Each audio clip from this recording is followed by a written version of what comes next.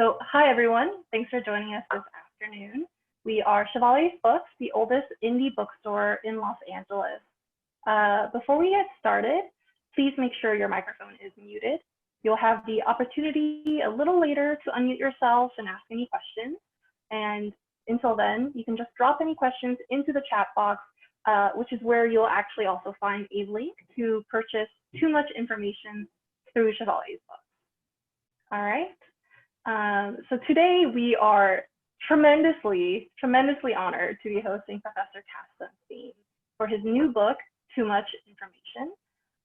If you don't know already, Professor Sunstein is a scholar for our times.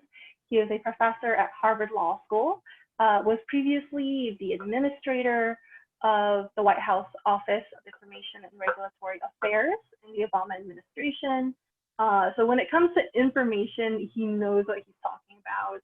And today, with his guidance, we're going to do some investigating into the nature of information, the motives behind it, how it affects us, makes us happy, makes us miserable, and ask, is it always actually valuable? So please give a warm digital welcome to Professor Sunstein. Thanks, everybody. Thanks for coming. I'm not sure if that's the right word. Thanks for listening and watching. I think I can tell you what got me interested in this topic with some stories. So a number of years ago when I was working in the White House, we were investigating a mandate which would say that chain restaurants and similar would have to disclose calories associated with their meals. So you go to McDonald's and you find how many calories are in the cheeseburger. Same thing at Subway, etc. And we had a big discussion in the White House that actually got to quite high levels about whether to include movie theaters. Remember them, movie theaters in the old-fashioned days before COVID? And some people thought, we really should because people are having high-calorie items there, and it would be useful for them to know that fact. And others thought the law really is fundamentally about regular restaurants, and it's not clear we would be on firm ground in including restaurants. I was on including movie theaters. I was on the side of including movie theaters. So we proposed the rule for public comment, as the government typically does. And when the comments came back, we made a decision that we would indeed include movie theaters. And I was very pleased about this. And I sent a note to a very good friend saying that the rule has been finalized. And if you go to the movie theaters, you will see the calorie labels. And my friend sent me back a note with 3 words: Cass ruined popcorn. I thought that was deflating and also really interesting, that when you go to a movie to see Tenet, which I recommend, I actually saw it in a theater recently, or Star Wars, or a French indie movie, and start eating, you don't want to think, oh my gosh, I'm getting fat. You want to enjoy your experience. Okay, so that's the first story that got me thinking there's a lot going on here that at least governments don't fully understand. The second story, with your indulgence, is more personal, and we're going to go back a number of decades when my dad, relatively young, in his young 60s, started on the tennis court stumbling. And my dad was a very good tennis player, a very good athlete, and he didn't stumble, he started stumbling. And my mother and I took him to the hospital. He had a battery of tests. It all started around 9 in the morning. About 4 in the afternoon, I was talking to my dad in the hospital room, and my mother came back into the room and said, I have some really good news. They did all the tests. You're completely fine. You're going to stay here overnight, but they're really not worried about you. You're completely healthy. So we had a celebratory snack there in the hospital, and then my mother took me to go back to college. She took me to the hospital garage. And when we entered the car, she was like an actor who turned on a dime. And she went from being a cheerful, upbeat person to having despair on her face. And she said, you're going to lose your father. He has a fatal cancer. He's going to die within the year. There's absolutely no hope. But I'm not going to tell him, and neither are you. This is secret. Okay, my mother made a call that she didn't really want to ruin my father's popcorn.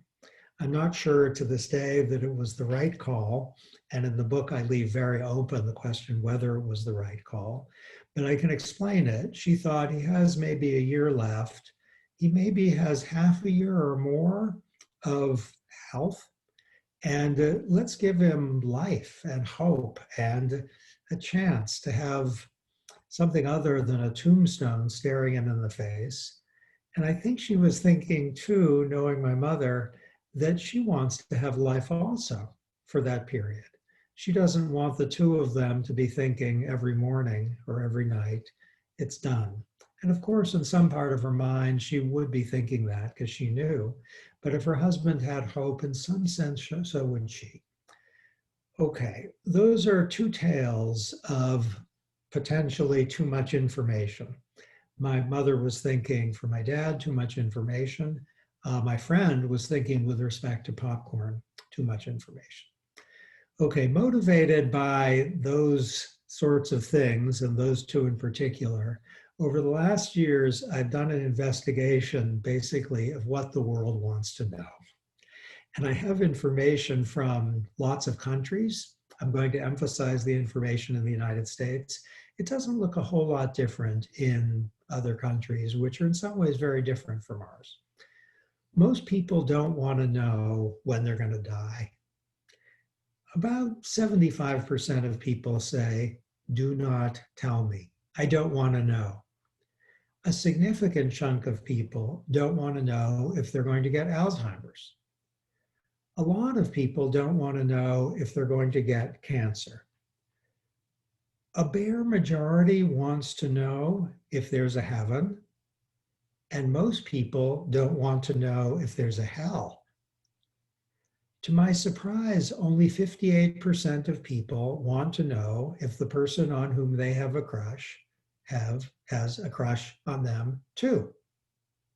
I would have thought it would be a lot higher. I think some people are thinking, they don't have a crush on me and I don't want to know that. Don't ruin my popcorn. And I think a chunk of them think, I'm kind of married or involved with someone else, and that way lies trouble. I don't want to know. 43% of Americans want to know the calories associated with their meals. Only 43%. The percentage who wants to know something that seems useful, like the fuel economy of your car or the overpayment cost, if you go over your credit card limit, how much you're going to have to pay, typically maybe 60%, 65% want, but a lot don't want. So after compiling a lot of information about what people want to know and what people don't want to know, I also studied not just what people don't want to know, but what people want not to know, meaning they actually pay people not to tell them things.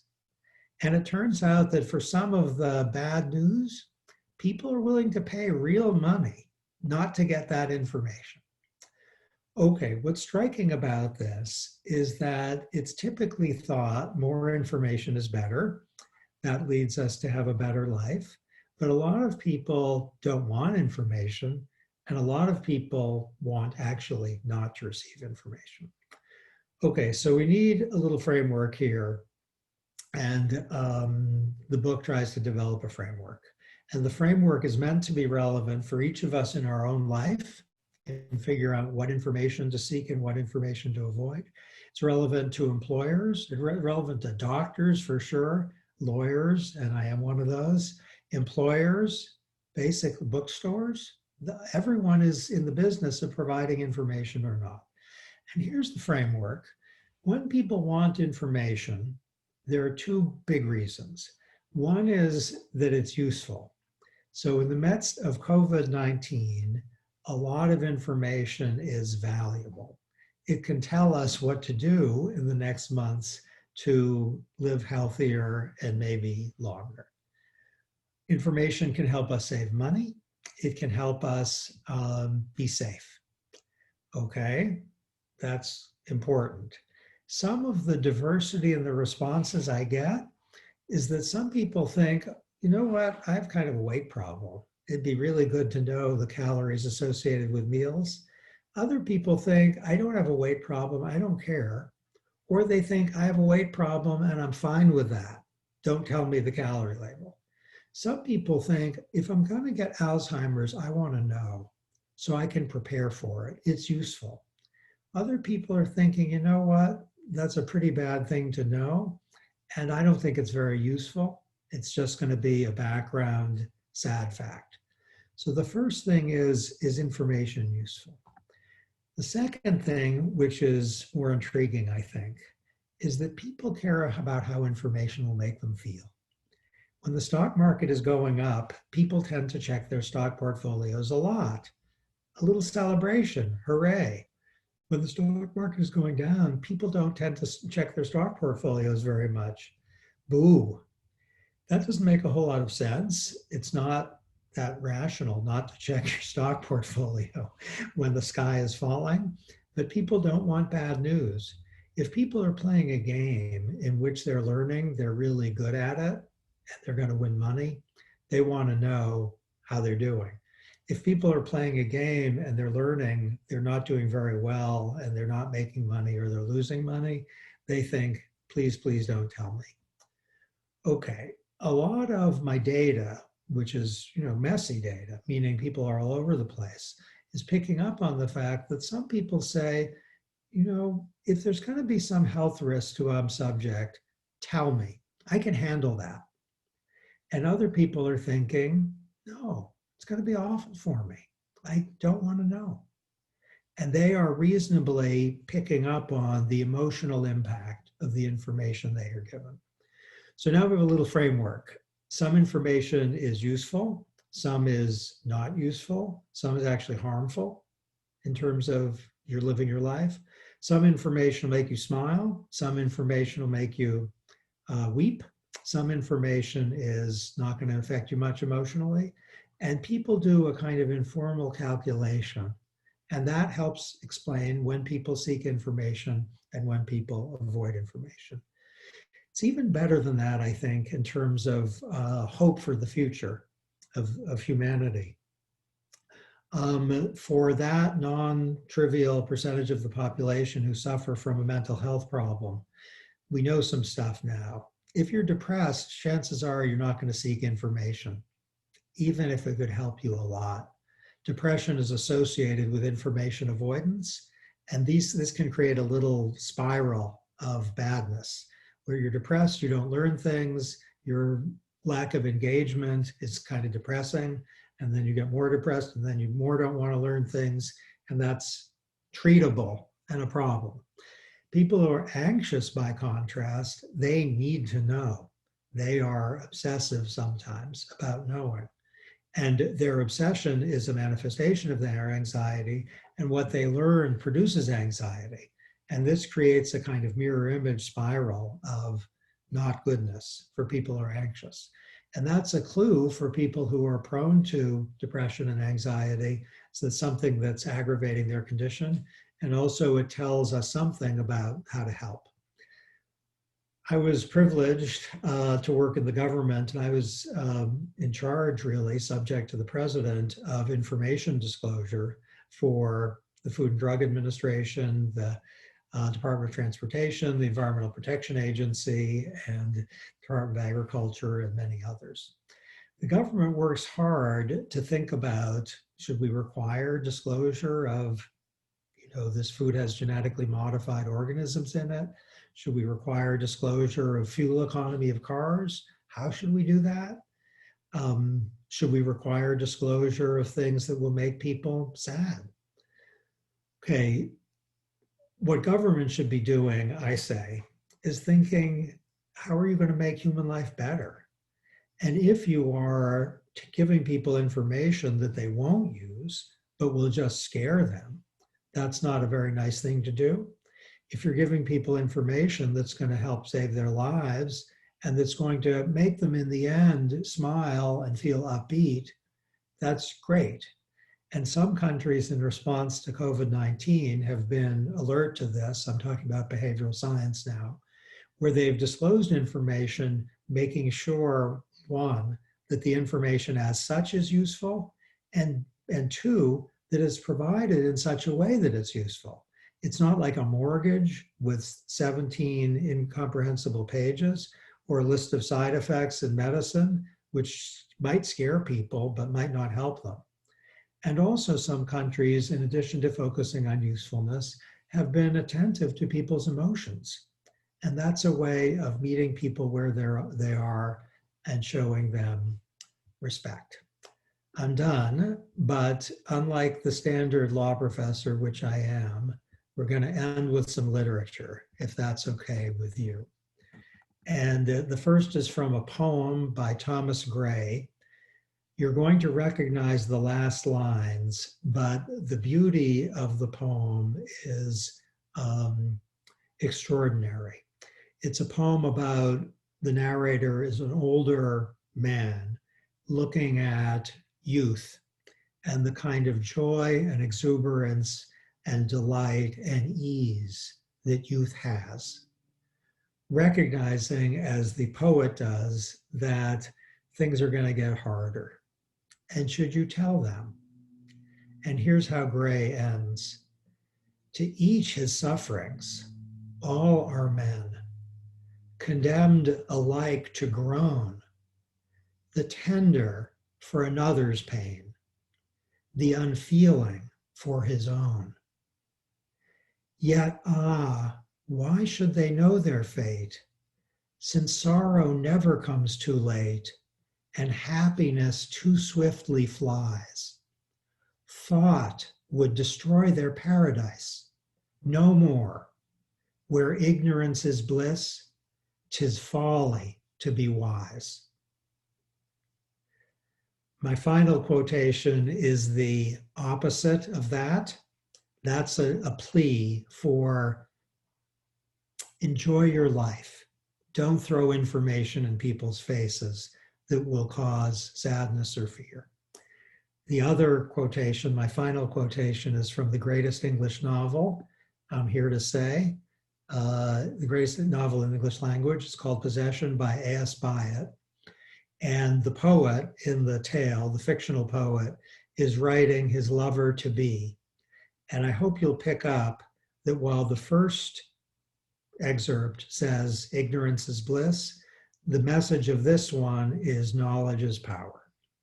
And here's the line from the poet writing secretly to his beloved. I cannot bear not to know the end of a tale. I will read the most trivial things, once commenced, only out of a feverish greed to be able to swallow the ending, whether sweet or sorrow, and to be done with what I need never have embarked on. Are you in my case, or are you a more discriminating reader? Do you lay aside the unprofitable? Thank you. Thank you, Professor Sunstein, for that wonderful presentation. If anyone does have questions so far, you can always drop them in the chat box, but I'm going to use my privilege as host to ask a few questions first. There is something you touch upon in the book that I felt like it was sort of the spine of the book in a way, and it's this idea of the right to know when it comes to information, and how that often collides with, say, like our right to happiness, which you also already talked about. But could you dig into those conflicting ideas a little bit for us, and how do we navigate the right to know versus the right to happiness when it comes to information? Okay, so the villain of the book, and this is not what I expected when I started the book, the villain of the book is the right to know. If there's a Magneto, who's the villain of the X-Men series, the right to know is Magneto. And thinking about the human consequences is, if you're with me, Captain Xavier or Jane Grey. Those are the heroes of X-Men.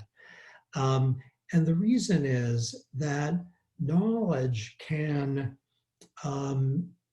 be harmful, in the sense that if you're a lawyer, for example, and you learn that your criminal client is, if you learn your client is guilty, that may make it harder for you to perform. If you're an employer and you know that there's sex discrimination in the world, if you know whether applicants are male or female, that may make you have a worse workforce. You might end up hiring more men.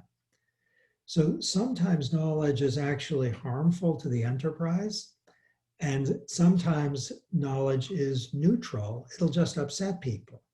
So I want to make a plea for my mother in the story of my mother, the true story of my mother and dad, that it's not clear she was wrong. And for the government to mandate disclosure, let's say, of every conceivable side effect associated with a medicine, is there a right to know? Well, maybe in some sense, but if it doesn't give people anything that's useful and makes them just scared, which isn't very healthy, good for their health, it makes them maybe not take a medicine because there's a tiny, tiny, tiny chance it's going to have a bad effect. What I've just said is a little abstract. I'll give you a more concrete example. There's a great basketball coach, the greatest of all time, Red Auerbach for the Boston Celtics, who said, it's not what you say, it's what they hear. And sometimes if you disclose information, people will hear something very different from what you're saying. So we have data suggesting if you tell people that there's genetically modified foods in some product, people will think that the government is saying, danger, stay away, which means that the knowledge, so to speak, makes people less informed because the government isn't saying that at all. So the basic concern is the right to know overshoots. It's pretty good thing to say. It's much more correct than wrong. So Magneto isn't all bad actually in X-Men, and neither is the right to know. It usually points you in the right direction. Certainly with respect to things that involve the government, it points you in the right direction, bracketing national security and privacy. But to say we're going to mandate disclosure of everything associated with, this is my cell phone, like the names of everyone who built it are going to be on, or this color of the skin of everyone who made it. Is there a right to know that? I think it would depend on whether it's useful for people and partly on what kind of emotional consequence it has for people. Yeah, and you touched upon on medicine, which I feel like is one of the most common examples of maybe too much information. When you watch a commercial, right, the first 15 seconds of a commercial for a particular medicine is what the medicine can do for you, and then the last 10 seconds is the sped up warnings of all these other things and how the medicine can hurt you. And I think there are a lot of ethical and legal pitfalls that one can fall into when they don't provide all information, which is why corporations might provide a burst of information that you don't need. And I guess, like, how do we, whether as like a business or as people, determine to protect ourselves how much information we can provide, if that makes sense? I feel like a part of giving people information is to protect yourself from any sort of liability. But I guess, like, how does one balance that versus burdening someone else with all that information? Okay, a lot depends on who the one is. So if you are, let's say, a doctor, your principal duty is to your patient. We can start there. And information can be indispensable to good medical practice, meaning, let's say a patient should be doing the following, given that they have diabetes, and they can be much better if they do those things. Tell them they have diabetes and tell them what to do. Okay. At the same time, there may be side effects associated with, let's say, with diabetes medicines, which are extremely low level risks, like 1 in a very large number. And it's truthful, let's say, what I just said, but for the doctor to tell the patient that during the conversation about you've got diabetes and there are things you should do, it's not clear that's a good thing. I'm not taking a stand on it. I'm just raising the question. It's not clear that's a good thing. It might just be a way of putting, let's say, a very scared patient into more fear. Then there's a question whether an advertisement on television should have, 10 seconds of this great thing also could make you, turn into a Martian or become 3 feet shorter than you now are or lose the use of your feet. If those risks are, let's say, below a certain threshold, it's certainly worth asking the question whether government should mandate disclosure of those things in the ad. And if those disclosures are useful for something, then the argument for disclosure is higher. Suppose there are people who are particularly susceptible and they know who they are. They might kind of need to know that at that time, but maybe not. So I think we do have to be very careful about a list of information disclosures where people are hearing, leg fall off, turn into a Martian, lose 2 feet in height, whereas what the actual scientific fact is that 1 in an incredibly large population is vulnerable to that. So there's government mandated information. I can say when I was in the government, I was not in favor of disclosing everything that on a product's, let's say, package, unless it was useful to people. If it's something that would just be tiny, tiny print that would scare people and not telling anything helpful, don't hide it, but maybe say for more information, if you're interested, go to learneverything.com. Then there are institutions, let's say banks and health, as you described, providers or medicine providers. And if the law doesn't require them to do something, it's worth thinking hard about the two things. First, is the information useful? Second, how does the information make people feel?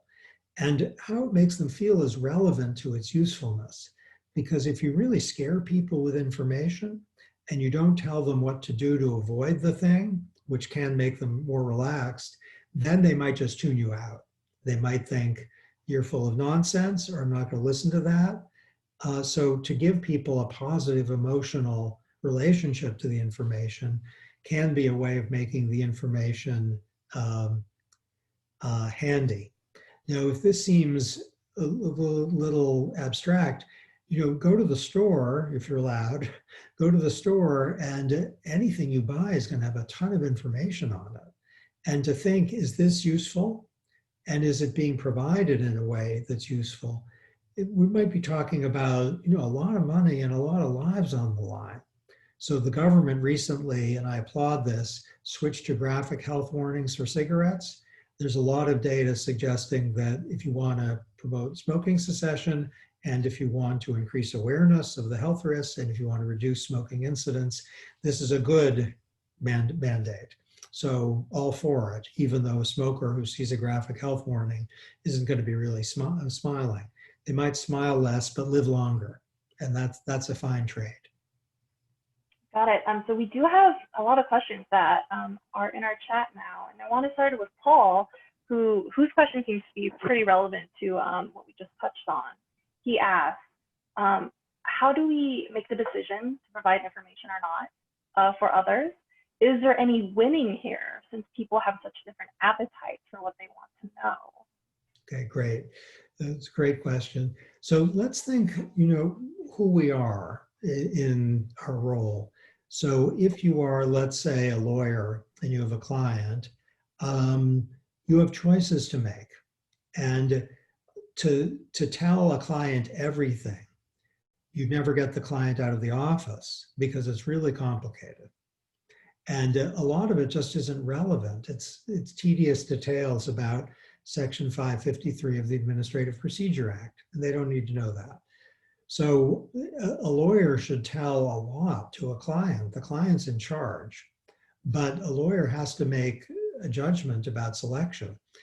So that's one. And to think about usefulness is number one. To think about the emotional impact is number two. I give emotional impact less weight than usefulness, but they both matter. If you buy a car in the United States, there's a fuel economy label on it. It's going to tell you something about the annual fuel cost. It's going to tell you about how much it's going to cost you for 5 years compared to the average car, meaning you're going to save money or spend money.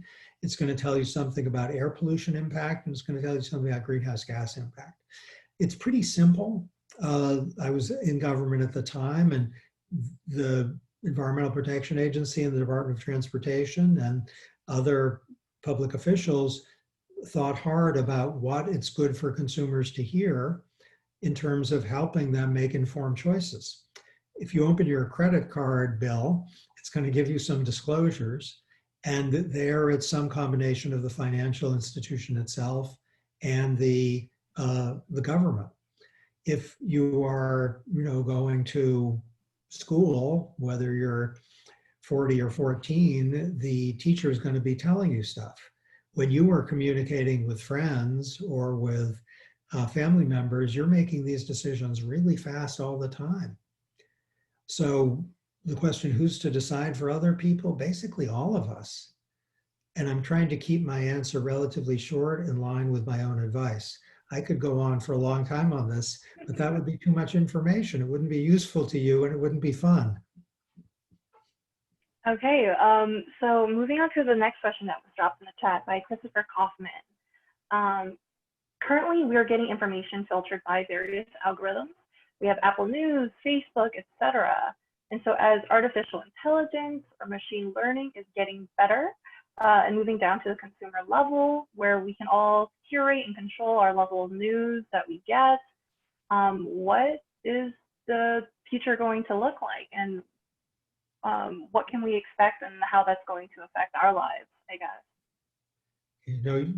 There's an old baseball player who said predictions are hard, especially about the future. So crystal balls are hard to come by and really expensive. Nonetheless, I'll be a little reckless here. The ability of algorithms to target information for each of us is growing every day. So if you are online, if you use social media platform, their capacity to know what will interest you and what you will likely attend to is high. They have that. So the easiest is demographics. So if they know that you're male or female or old or young, if they know that you're wealthy or poor, they can know stuff about what advertisements will interest you. And also they might know some things about what news stories will interest you. So the rise of machine learning and the use of algorithms is increasing targeting. Now, there's an obvious risk to privacy if they know a lot about you. Can I tell you something that I find amusing as well as a little scary? If you, an algorithm, if you answer just a few questions, will know better what jokes you will find funny than your spouse or partner or best friend will. So if you just engage with an algorithm for, maybe 90 seconds, it will know better than anyone you know what you will find funny, and it will make better predictions. Now, the reason it works is the following. In those 90 seconds, it's asking you jokes and asking you to rate how funny they are. And in a very short time, it can find out something about what tickles your funny bone and what doesn't. And then it can match you to people who have your sense of humor. And then it can see what, in very large data sets, people like you find funny and not funny. And then it can just completely go to town. And that's a little eerie, but it's also a kind of, the revolution will not be televised, meaning this is what can be done. And for information, Facebook's newsfeed at times, and to some extent now I believe is that time, can give you what you want given what Facebook knows about you. Now, how should we think about that? That's a fantastic question. The happy view is that Facebook knows what information you find useful and what information you enjoy. So if you're clicking a lot on information about luggage, let's say this is pre-COVID, and yes, this is autobiographical. I used to travel a lot. Facebook kind of figured out that I was in the market for luggage, and better to give me luggage advertisements than to give me advertisements about airplane parts. I'm not buying those. So that's good. And also, if they know that you tend to click on or listen to YouTube videos that have Taylor Swift and Steve Earle, Taylor Swift is the best female pop singer of all time. Steve Earle is, next to Bob Dylan, the best male pop singer of all time. Agreed? Okay, maybe not. That's my opinion. But the fact that that's my opinion, social media outlets undoubtedly know, and they can provide me what Taylor Swift fans like and what Steve Earle fans like. And so they can make the experience more enjoyable for me. So in that sense, the untelevised revolution has a big upside along the two dimensions I'm describing, usefulness and fun, enjoyment. On the other hand, to get people into little information cocoons is not the best thing in a democratic society. What a bookstore does is to expose people to new things and to try some serendipity. And if the information provider is, let's use algorithm as a verb, if it's algorithming you into something, it's probably kind of you, but getting smaller and smaller, meaning the cocoon's kind of wrapping around you. So it's Steve Earle and more Steve Earle and Taylor Swift and more Taylor Swift and so many luggage opportunities. And while I don't have hell, it's not exactly heaven. Sorry, Ms. Swift. Sorry, Mr. Earle. So we have another chat question from Gina Haffer. Can't too much information be framed positively to make positive effects on the subject instead of negative ones? I'm suggesting framing instead of ignorance. What are your thoughts on that, Professor Sunstein? Okay, great. So my book title, I went back a lot on the book title. Your question's picking up on that. At one point, it was actually called Knowledge is Power, but Ignorance is Bliss. At one point, it was called On Not Wanting to Know. Too much information loads the dice a bit, completely. So it frames the problem as unwanted information or information overload. But you could certainly frame it as too little information, or information please, or I want to know. Those would all be titles. And there's something a little bit more noble and inspiring about that way of looking at the problem than the title that I chose. Can I tell you, now that we're all friends, something slightly personal, which is that the idea of I want to know, information please, as a title or a frame, or too little information, in some ways it's better than too much information, but it's more obvious. So I wanted to go at something which was more useful than what is more important, which is we need to know stuff. But yes, absolutely to the question. Gina replied in the chat saying, awesome. I actually wanted to sort of go on to that because even like the premise of the title is very crucial to our understanding of the book. And from a writer's perspective, I was curious about how I feel like having a book titled Too Much Information really opens yourself up to a higher level of scrutiny when people read your book. It's like, why did he include that? Or why did he not include this? And was it particularly difficult to sort of kill your darlings or to not ruin your popcorn while writing the book and deciding what goes in and what doesn't? Okay, great. Thank you for that. So It's to title one's own book too much information is a little self-defeating. Who would buy a book called Too Much Information? Some of you, please, but it does have that characteristic, yes. In addition, I was aware that too much information would both signal a theme, which very much is in the book, but also offer just part of the picture.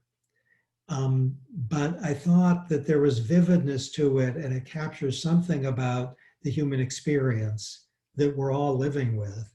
And I'll tell you also inside stuff, which is the book was finished during the start of the pandemic. And we all thought, gosh, this is very relevant. The title is very relevant. When people are flooded with information and it's contradictory or unduly complicated, or some of it's not even true, and to come to terms with both the question of usefulness and the question of emotional impact is really important amidst a worldwide crisis.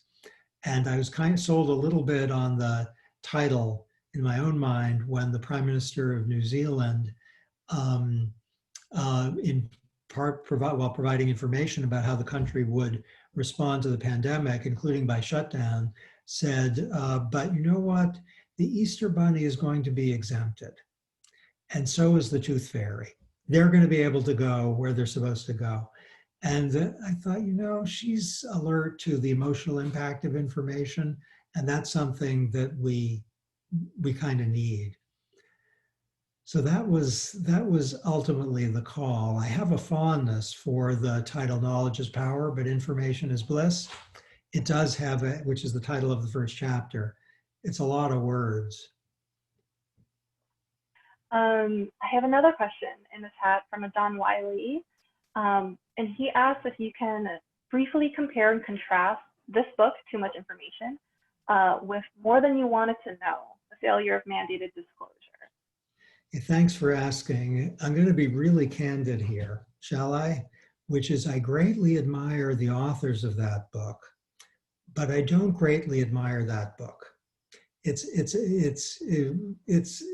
They're very intelligent people. They're amazing people, both of them. They've done amazing work. I feel that book is a polemic. This isn't very. This isn't the nicest thing I could say about two people I greatly admire, but it might be too much information to tell you. The book is a polemic. It acts as if mandatory disclosure is a terrible thing, and that basically there's no way of making mandatory disclosure work, so it isn't a terrible thing. That's just not true. In the era of COVID-19, mandatory disclosure about social distancing, about mask wearing, about any number of things is a lifesaver. So mandatory disclosure works. If you go to an airport in the old days when airports were the places people would go, there's so much disclosure about here's the restrooms, here's the gates. Whether or not that's mandatory as a matter of law, it is kind of mandatory as a matter of social practice, and hooray for that. There are people who have fatal allergies to shrimp. Raise your hand if you do. I'm raising my hand. I have a fatal allergy to shrimp. I'm with you today, in part because of information disclosure. They say, this says shrimp, don't eat it. There are people who are saved by mandatory disclosure with respect to peanuts. With smoking, the smoking cessation effort has not been a complete success. There's more work to be done, but mandatory disclosure is a really, really good idea. So to treat mandatory disclosure as a failure is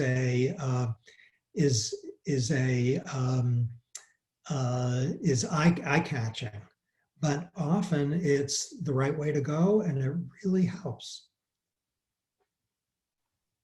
Is that okay to say? Forgive that? Buy their book anyway. Their book is, it's full of information, notwithstanding its title.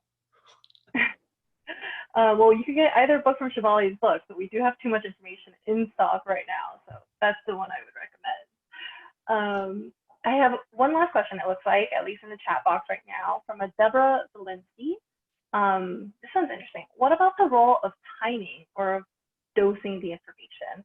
What were your findings about telling less than complete information? When you tell someone some information, gauge their response, and then tell them some more. A lot of information may not be useful, but if information is released in smaller amounts as part of a dialogue, would it then be more useful? Okay, can I tell you a true story? I have a small daughter who's 8 and a smallish boy who's 11, and I have a big daughter who's in her 20s. And when my big daughter was around my son's age, she heard me on the telephone, she might have been actually 12, telling a friend that my daughter still believes in Santa Claus. And she was very upset and angry. And she said, Santa Claus isn't real. And we had a terrible discussion. I didn't mean her to learn in that way. This did not motivate the book, but that was for her too much information. And then 5 minutes later, she said, honest to God, she said, next you're going to tell me the Easter Bunny isn't real. And I told her, that's another topic. We're not discussing that, which is about timing. Yes, to flood people with information which shatters illusions, if they're children, that's not the best thing. I don't have any findings on this great question. And you're suggesting a terrific research agenda. So a democratic society should be very open about everything that matters, except if it involves national security or personal privacy. There are some other categories, but basically that's the presumption, and it should be open now, today.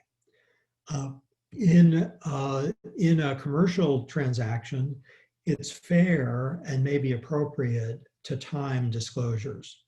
So if people are going to buy a product or going to make a choice among retirement or healthcare plans, to give them the information at the time when it's useful is a really good idea. To have stage disclosures where you might give people kind of the basics, like an executive summary. Maybe they've been diagnosed with an illness. Here's your executive summary. We're going to talk in more detail later. That makes some sense. It makes some emotional sense as well as information absorbing sense. So timing with respect to information, as with respect to so much, is everything. It's a great point. I wanted to actually, we talked a little bit about like the Facebook algorithms and sort of like how machine learning has really affected the information that we're provided on a daily basis. And while I was reading the book, I couldn't help but wonder if you had written this book maybe 15, 20 years ago, before, you know, the universality of the internet and social media, do you think you would have had a different book, or do you think that your central thesis would have been the same? I would have known a lot less, both because I wouldn't have had experiences and reading that I've had, and also because the world was a lot younger then. I think if I'd thought it through 15 or 20 years ago, I would have come to broadly similar conclusions. There's one part of the book, I'll qualify this. There's one part of the book that I couldn't have done 15, 20 years ago, which is about social media, Facebook, Twitter, YouTube. And they weren't around in the same way, certainly, as they are now. And here's what I learned. Some of this is connected with my own research, some by others, that if people are off Facebook, and I should say I like Facebook, I use Facebook. If people are off Facebook for a month, they are happier, they are less depressed, they are less anxious, and they are more satisfied with their lives. So a month break from Facebook along every dimension you can measure makes people's days better. And yet, even after a month away from Facebook, they would say, you're going to have to pay me real money if you want me to spend another month away from Facebook. So what's going on there? I don't know exactly, but the complexity of social media on people's experience is something we couldn't have known about X number of years ago, where obviously there are great things where you can learn a lot about your friends, your family, about health, about safety, about politics, all from social media sources. And that may, on balance, counteract the reduction, let's say, in how happy you are during your day. But there is reason to believe that many people are using social media excessively in a way that doesn't improve their lives. Agreed, first of all. But we did get a new question. I want to make sure to get this in. This might be our last question for the hour. But it's from Bob Wolf. He says, I wonder whether you've given thought as a lawyer and law professor on whether our traditional legal evidentiary privileges and relevancy standards have gotten the balance right between too much information and need to know to determine the facts in dispute. Great. I have given thought to that, not adequate thought, but some. And here's some empirical work that bears on what the law might be missing. Okay. I'm not going to do this because it would be, for reasons that will emerge, wrong to do it. But I considered in the last 7 seconds doing the following, telling you that there's a recent scientific study out that shows that climate change isn't as serious a problem as we thought, and the damage is going to be less. And then I thought of telling you truthfully, instantly, what I just said is false. I didn't do that for the reason I'm about to explain, that if you tell people something that's false, and then you tell them instantly that's false, there will be a part of their mind that will remember it as true, and that will be more likely to remember it as true in the next days or weeks, even though they were told in real time, instantly, it's false. Now that's a very powerful finding. It suggests if someone talks about Secretary Clinton's emails, let's just stipulate what I believe to be true, but it doesn't matter, that this is not a scandal. But if you keep hearing about Secretary Clinton's emails, some part of your mind might think, oh my gosh, Secretary Clinton's emails, even if you know and are told at the time it's not a problem. So I'll give you another example. If people are asked, do you want to drink out of this glass? No cockroach has ever been in it. People think, no, I don't want cockroach glass. Okay, the basic idea is that if people are told something that's untrue, and then they're simultaneously told it's false, it will have an effect on them. And this bears exactly on the legal question, which is that people in juries are often told things and then told to disregard what they've been told. I think the technical response to this, given what I've just said, is good luck with that. Meaning to tell people to disregard something as inadmissible or false or something that they've just been told, that's really hard. And so the psychological work on information suggests that people tend to think that something is true, even if they're told in real time it's false or irrelevant. That's a problem for the current legal system and our evidentiary rules. Wow. That's horrifying and enlightening at the same time. I want to close out with the last comment, which is from Christopher Coffin, who just wants to say that he also has a copy of Nudge and Wiser. And I want to say that if you want a copy of Too Much Information, we have them at Chevalier's Books. I'm going to also drop a link right here in the chat. If you haven't seen it before, it's how you get Too Much Information online with us. So you can buy a copy there and have it shipped to you. Lastly, just an enormous thank you to Professor Sunstein for giving us the time and all this information. I want to thank everyone else here for also like taking an hour out of their afternoon to join us today. If you happen to miss any of it, it's going to be posted on YouTube. You'll be able to watch it and then watch it again, take notes, whatever you need to do once it's online. Thank you so much, Professor Sunstein, for joining us. Again, we have the book, and we hope you all get a copy. Thank you so much. Thank you. Thanks, everybody. Bye, everyone. Thank you.